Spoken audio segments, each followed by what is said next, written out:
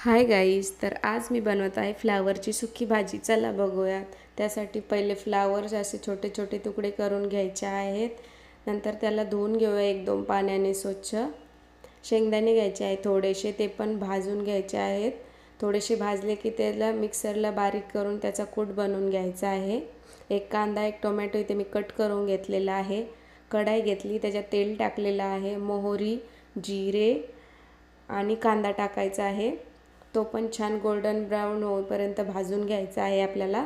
नंतर त्यामध्ये टोमॅटो टाकायचं आहे, मीठ टाकायचे आहे, थोडी हळद टाकायची आहे, घरी बनवलेला लाल तिखट मसाला टाकायचा आहे आपल्याला.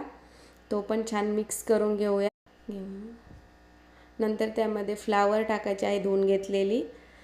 ते पण चांगलं मिक्स करून घ्यायचं आहे. नंतर त्यावरती आपण झाकण ठेवूया 1-5-6 मिनटासाठी.